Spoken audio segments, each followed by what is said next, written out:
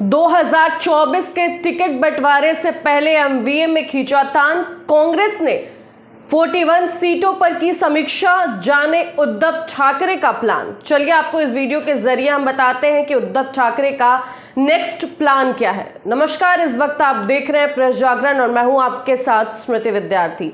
लोकसभा चुनाव होने में अब 1 साल से भी कम समय रह गया है। ऐसे में सभी राजनीतिक दल पिछले चुनाव में हार जीत की समीक्षा और आगामी चुनाव के लिए सहयोगी दल के साथ कड़ी सौदेबाजी में जुट गए हैं। जी आपको बता दें, महाराष्ट्र में महाविकास अघाड़ी की सहयोगी पार्टी कांग्रेस ने राज्य की 48 संसदीय सीटों में से 41 सीटों पर समीक्षा पूरी कर ली है और कहा है कि 2024 में वह अधिकतम सीटों पर चुनाव लड़ना चाहती है। साथ ही आपको बता दें, महाराष्ट्र कांग्रेस अध्यक्ष नाना पटोले ने शनिवार को एक बैठक में कहा कि कांग्रेस के पास सभी निर्वाचन क्षेत्रों में संगठनात्मक ताकत है और पार्टी का सबसे बड़ा आधार है कि हाल ही के दिनों में कांग्रेस पर लोगों का विश्वास और मजबूत हुआ है। दरअसल पड़ोसी राज्य कर्नाटक में कांग्रेस की वापसी से पार्टी उत्साहित है और वह इसका फायदा लोकसभा चुनाव में सहयोगी दलों पर दबाव बनाकर अधिक से अधिक सीटों पर दावेदारी जताकर उठाना चाह रही है। चलिए साथ ही आपको बता दें, हालांकि कांग्रेस नेता ने कहा है कि सीट बंटवारे पर एमवीए के घटक दलों के बीच बातचीत के दौरान सीट आवंटन पर भी चर्चा की जाएगी और गठबंधन का लक्ष्य भाजपा को हराने का है।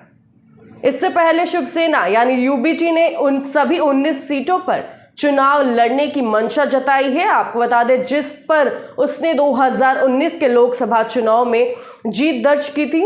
बता दें कि 2019 में कांग्रेस और एनसीपी ने मिलकर लोकसभा चुनाव लड़ा था।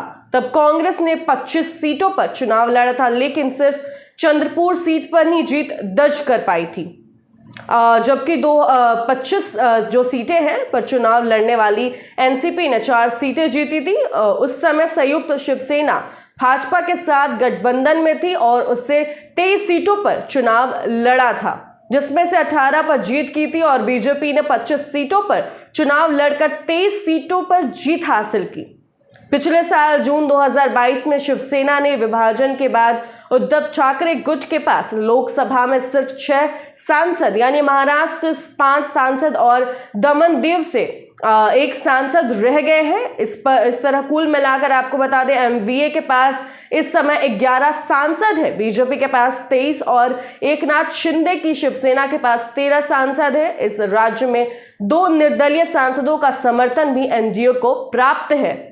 साथ ही आपको बताएं, महाराष्ट्र में सीट बंटवारे पर कांग्रेस का नया और कड़ा रुख पार्टी के राज्य प्रमुख नाना पटोले की कार्यशैली के बारे में उठाया जा रहे हैं। सवालों को से जो भी है मेल खाता नजर आ रहा है, जिनके बारे में 2 पूर्व मंत्रियों विजय वेटुवियार और सुनील केदार ने एक पखवाड़े पहले नेतृत्व पार्टी के साथ सामने इस मुद्दे को उठाया था। इस नेताओं ने आरोप लगाया था कि पटोले एमवीए के प्रति कड़ा रुख अख्तियार किए हुए हैं। दरअसल महाराष्ट्र कांग्रेस इकाई में इस मुद्दे पर आंतरिक विभाजन है और पटोले के नेतृत्व वाली पार्टी का एक धड़ा चाहते हैं कि कांग्रेस ही एमवीए का नेतृत्व करे।